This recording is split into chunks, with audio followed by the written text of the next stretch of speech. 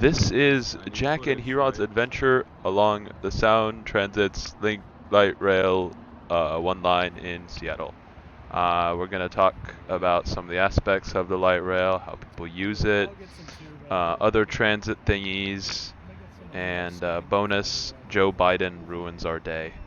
Like and subscribe. I hope you enjoy this. Jack used his Orca card there. We'll talk more about that later. And now I'll let Jack speak for like 2 seconds. Here we start at Northgate Station, which is next to a big parking lot that I parked my car in. It's also next to a mall and the Kraken Community Iceplex. This is the starting station for now, but they plan on extending the line to Linwood by August 30th, 2024. As we leave the station, you'll see us go into the tunnel, underground, which will be in until after Westlake. We thought we had the footage for that part, but my phone ran out of storage. Yay. You get to see us leave the station quite gracefully.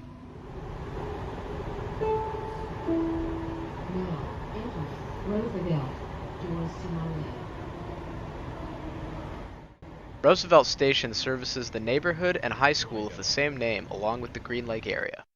At surface level, there are some local businesses and apartments. The aforementioned high school is 1 block away. We didn't bother stopping at U District or University of Washington, so all we got was this photo.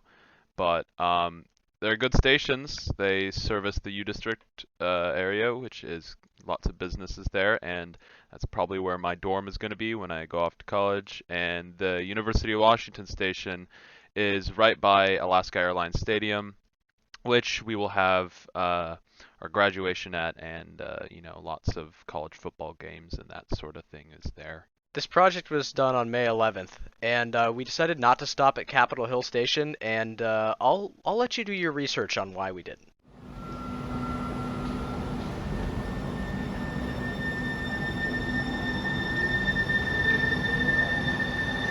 We got off first at Westlake Station, which is one of 3 downtown stations that we encountered on our trip. You know, that Jack, I'm already recording. It was nice and cool down there, and it was designed in this cool Art Deco style, which I quite enjoyed. This is the closest station to Pike Place, and it is right next to the Westlake Mall. And because of that, it is right next to the monorail, and that's why we got off at this particular station. And although there is an elevator, they aren't exactly connected, so you have to go there via street level. So that led to us going up to the monorail to wait, and we encountered some problems. So now we're up on the monorail platform, where we waited for almost 45 minutes, due to the fact that Joe Biden's convoy was moving through the area. Joe Biden ruined my day.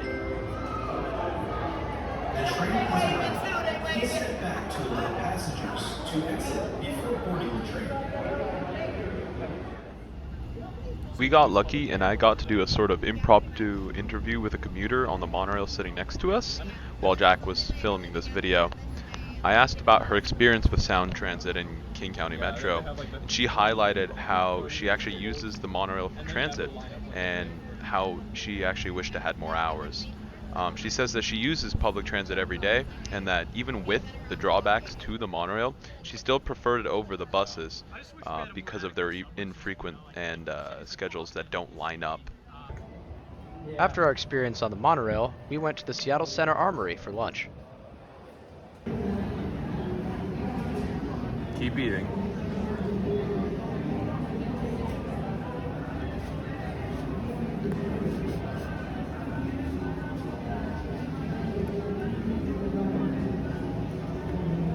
This is not going in the video.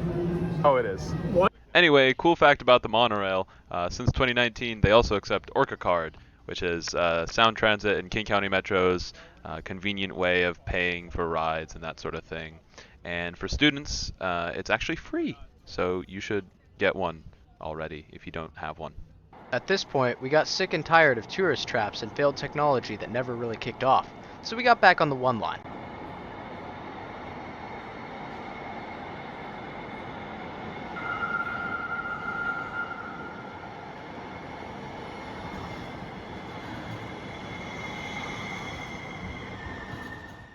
There are no universities on University Street Station, so we promptly left that scam, and at Pioneer Square we also didn't get off because we don't care. But this is where you would go if you wanted to take the 1 line to prom. And after that, we got off at International District Station to take a look at King Street Station, which is a little walk away, which is where real commuter rail connects with our regional system here. Also, helpful tip, if you want to go to Lumen Field, get off at International District. If you want to go to T-Mobile Park, get off at Stadium. If you want to get robbed, get off at Soto. We passed the depot and saw where organic non-GMO trains are harvested from. Following stations from after here are Beacon Hill, which is the only one of these that is underground, Mount Baker, Columbia City, Othello, and Rainier Beach, all of which follow Martin Luther King Jr. Way, and they all serve to connect these local areas to the rest of Seattle. Speaking of Rainier Beach, the light rail actually got stuck here because of Joe Biden's convoy making their way to the airport. Joe Biden ruined my day. There is just one more station before our final stop, but it is mainly a parking lot for people going to SeaTac Airport. Here we are at SeaTac Airport, our final stop. There's one more, Angle Lake, but really that just serves as another park and ride in connection to Kent and Federal Way. This is, I feel like, what really the designers of the Line 1 had in mind before they started the extensions, to have a line going from the airport to downtown. This is actually probably one of the first stations made here. And it really goes to show how Seattle's infrastructure, even with just one line, this one right here, can really be improved, and how public transport is a very viable option for Seattleites. On our way back to Northgate, we recorded the time it took from each station, and we determined that it takes about 54 minutes from SeaTac to Northgate, including all the stoppage time. Not bad. Heerod and I are very passionate about public transit, and we believe the city of Seattle and its surrounding areas will greatly benefit from future transit projects. This project was a lot of work, but it was also a lot of fun, and I hope you guys enjoyed it as much as we did making it.